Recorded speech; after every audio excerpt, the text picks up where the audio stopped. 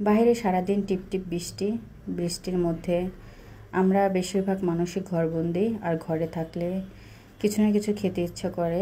আমারও বিকালবেলা কিছু খেতে ইচ্ছা করলো, তাই বাসায় একটি বেগুন ছিল, সেই বেগুনটা কেটে এই তো পানির মধ্যে একটু লবণ দিয়ে ভিজিয়ে রেখেছি, যাতে বেগুনটার মধ্যে লবণটা ঢুকতে পারে, এতে বেগুনের স্বাদটা ভালো লাগবে।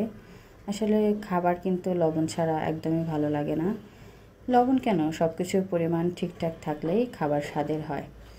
তারপরে একটি চালনিতে 1 কাপ বেসন, হাফ কাপ ময়দা, যার বাসায় ময়দা আছে ময়দা অথবা চালের গুঁড়া থাকলে চালের গুঁড়া, তার সাথে কিছু মশলা, মরিচের গুঁড়া, হলুদের গুঁড়া, জিরার গুঁড়া, ধনিয়া গুঁড়া, সামান্য কিছু পরিমাণ লবণ মিশিয়ে নিয়ে এটাকে চেলে নিচ্ছি।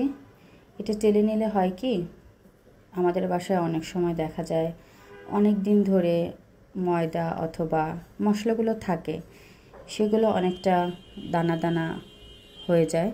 সেই দানা দানা জিনিসটা চালার মাধ্যমে ওটা আর থাকে না। এতে করে বেগুনি অথবা যে কোনো ভাজাভাজির জিনিসই হোক না কেন সুন্দর ফুলে, দেখতে ভালো লাগে, নরমও হয়। আমার চালা শেষ, দেখতেই পাচ্ছেন লাস্টে ছোটো ছোটো দানা দানা রয়ে গিয়েছে, ওটা আমি ফেলে দিয়েছি। তারপরে আমার ফ্রিজে আদা বাটা, রসুন বাটা তেমন একটা ছিল না, একদম শেষের পর্যায়ে আমি অল্প একটু দিয়ে নিলাম। তারপরে পরিমাণ মতো পানি, আস্তে আস্তে পানিটা অল্প অল্প করে মেশানোই ভালো, এতে করে ব্যাটারটা ভালো হয়। অল্প অল্প করে মেশালে আটার ময়দার দলাটা খুব বেশি পাকিয়ে যায় না, এতে করে মেশাতে খুব কম সময় লাগে এবং এটা খুব ভালো হয়, মিশ্রণটা খুব ভালো হয়। মেশাতে মেশাতে চলেন আপনাদের সাথে একটু গল্প করে নেই। গল্প হচ্ছে আমাদেরকে নিয়ে, মেয়েদের নিয়ে। মেয়েদের কিন্তু বাচ্চা সামলানো, সংসার সামলানো, এর পাশাপাশি আমি আগে জব করতাম, এখন জব করি না। নিজের বাচ্চা হওয়ার পরে জবটি ছেড়ে দিয়েছি। আসলে বাচ্চা সামলিয়ে জব করা আমার পক্ষে পসিবল নয়। আমার কাছে মনে হয় আমি জব করলে আমার মেয়ের যত্ন ঠিকঠাক মতন হবে না। আবার আমার ফ্যামিলিতে বলতে আমার শ্বশুরবাড়ির দিক থেকে আমার ফ্যামিলিতে আমার মেয়েকে দেখার মতন তেমন কেউই নেই। পরিষ্কার কথা বলতে গেলে আমার ফ্যামিলিতে আমার হাজব্যান্ড, আমার মেয়ে, আমি। আর আমার মেয়ে হওয়ার পর তো আমি 1 বছর 8 মাস আমার মা বাবার কাছে থেকে এসেছি। মোটামুটি আলহামদুলিল্লাহ আমার মেয়েটা একটু বড় হওয়ার পরই আলাদা বাসা নেওয়া হয়েছে, কারণ আমার মা বাবা গাজীপুর থাকে আর আমার হাজব্যান্ডের জব হলো শেওড়াপাড়া, আগারগাঁও শেওড়াপাড়া এইদিকে।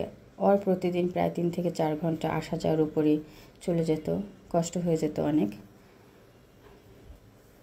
এই তো তারপর ব্যাটারটা মাখানো হয়ে গেলে আমি যেই বেগুনটা, সেই বেগুনটা যে পানিটা লেগেছিল সেই পানিটা আমি হালকা একটা টিস্যু দিয়ে হালকা করে মুছে নিলাম। এরপরে একটু লবণ মাখিয়ে নিচ্ছি। লবণ মাখানোর পরে আমি এগুলোতে একটু মরিচের গুঁড়োও লাগিয়ে নেব, এতে একটু ঝাল ঝাল হয়, ভালো লাগে। পাশে আমি সাইড করে 3-4 পিস রেখে দিয়েছি আমার মেয়ের জন্য, কারণ ও তো ঝাল খেতে পারে না, তাই ওর জন্য আলাদা করে রেখে আমাদের দুজনের জন্য যেটা রয়েছে সেটাতে একটু মরিচ মাখিয়ে নিচ্ছি। মরিচগুলো মাখানো হয়ে গেলে আমি বেগুনগুলো ভাজা শুরু করে দিব। যে গল্প আপনাদের সাথে করছিলাম, আসলে মেয়েদের বাচ্চা সামলিয়ে চাকরি ওইভাবে করা সম্ভব নয়, আমিও পারিনি। যেহেতু আমার হাজব্যান্ডের চাকরি অনেকটা দূরে, সেহেতু ওর অফিসের পাশে বাসা নেওয়া হয়েছে। অনেকদিন বাবা মার কাছে ছিলাম, তারপর আলাদা করে বাসা নিয়েছি। এখন আমার পরিবারে আমি, আমার হাজব্যান্ড এবং আমার মেয়ে। এই তো ব্যাটারটা 10 মিনিটের মতো রেস্টে রেখে তারপর এটার সাথে একটু খাবার সোডা, যেটা বেকিং সোডা নামে আমরা চিনি, সেই বেকিং সোডা একটু সামান্য হাফ টি-স্পুন মিশিয়ে নিলাম। এতে করে বেগুনটা সুন্দর ফুলবে এবং মুচমুচে হবে।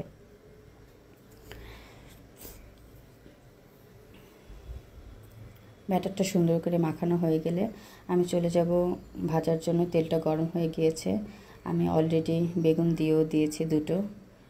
প্রথম দিকে একটু ফুলতে চায় না, কারণ তেলটা দেখা যায় একটু বেশি গরম হয়ে যায় কিংবা কম গরম থাকে কিংবা চুলার আঁচটা কম থাকে বেশি থাকে।